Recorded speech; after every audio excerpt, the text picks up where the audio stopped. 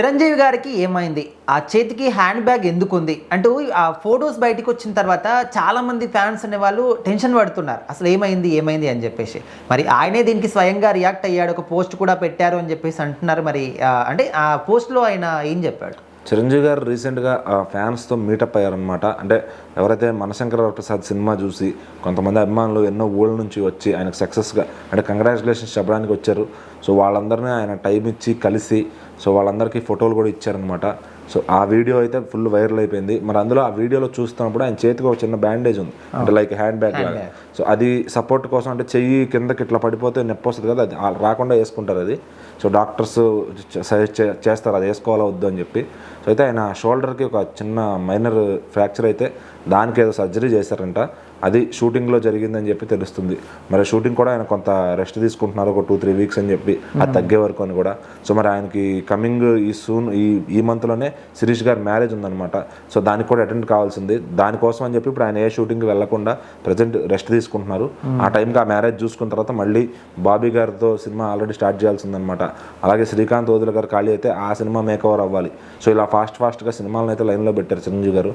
So మరి already రీసెంట్గా మనశంకర వరప్రసాద్తో super success అందుకున్నారు. మరి బాబీ గారి సినిమాని నెక్స్ట్ సంక్రాంతికి తీసుకురావాలని నిర్మాతలు ఏం చేస్తున్నారు. మరి ఆ టైంకి వస్తే కనుక ఈసారి సంక్రాంతికి నలుగురు టాప్ హీరోలని చూడబోతున్నాం అని చెప్పి, 90s హీరోలు అని చెప్పి ఇప్పటి నుంచే మాటలు వినిపిస్తున్నాయి. మరి ఆ టైంకి అందరూ వస్తారా, ఎవరిని తగ్గుతారా, ఎలా ఉండబోతుంది థియేటర్ల దగ్గర సిచ్యువేషన్ అనేది అప్పుడే చూడాలి. సో నలుగురు వస్తే థియేటర్లు అనేవి చాలా కష్టమైపోతాయి స్టార్ హీరోలకి. సో మరి అక్కడ అలా అంత సిచ్యువేషన్ వస్తుందా అంటే మరి తెలియదు. మరి ఏదైనా కానీ చిరంజీవి గారికి ఇది చూడటం మాత్రం ఫ్యాన్స్కి చాలా బాధ కలిగిస్తుంది. సోషల్ మీడియాలో చిరంజీవి గారు చెప్పారు, నాకేం కాలేదు, చిన్న ఇట్లా ఇదైంది, సర్జరీ అయింది, డాక్టర్ సతీష్ ఎవరైతే ఉన్నారో అతను చేశారని చెప్పి డాక్టర్ నితిన్ గారితో ఆయన ఫోటో పెట్టారనమాట.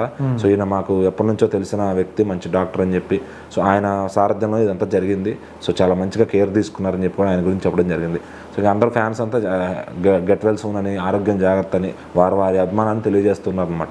మరి చిరంజీవి గారికి ఇట్లా జరిగిందంటే ఎవరన్నా అభిమానులు, ఆయనకుండే కోట్ల అభిమానులు ఉంటారు. సో అందరూ మరి అది బాధపడతారనమాట. సో వాళ్ళ ఇంట్లో పర్సన్స్ కూడా అంతగా కేర్ తీసుకుంటారు లేదో తెలియదు కానీ.